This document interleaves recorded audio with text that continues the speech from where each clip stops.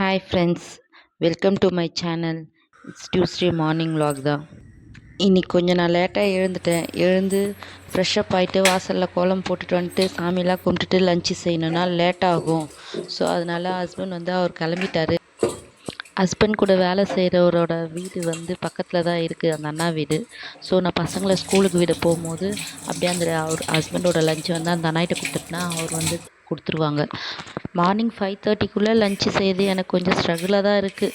இருந்தாலும் 3:30 4 o'clock எழுந்தால் தான் எனக்கு கரெக்டாக அந்த 5:30க்குள்ளே அவருக்கு லஞ்சு டிஃபனு எல்லாம் போட்டு கொடுத்து அனுப்ப முடியுது.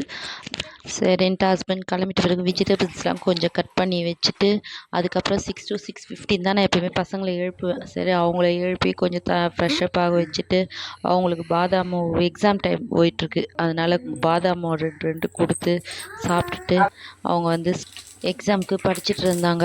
அதுக்கப்புறம் நான் இங்கே கிச்சனில் வேலை செஞ்சுட்டு இருந்தேன்.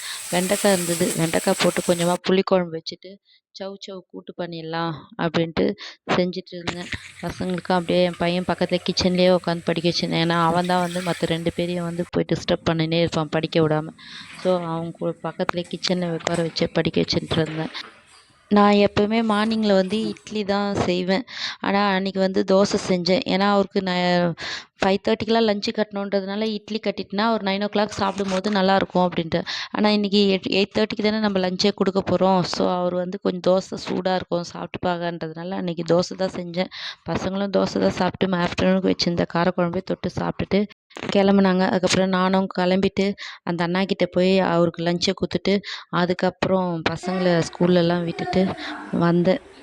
அதுக்கப்புறம் தான் நான் வீட்டுக்கு சாப்பிட்டுட்டு அதுக்கப்புறம் க்ளீனிங் வேலை எல்லாம் பார்க்க ஆரம்பித்தேன். இன்றைக்கி டியூஸ்டே, கோயிலுக்கு போனோம் ஈவினிங். அவ்வளோதான் ஃப்ரெண்ட்ஸ் இந்த மார்னிங் விலாகு. நெக்ஸ்ட்டு அடுத்த பதிவில் நம்ம பார்ப்போம்.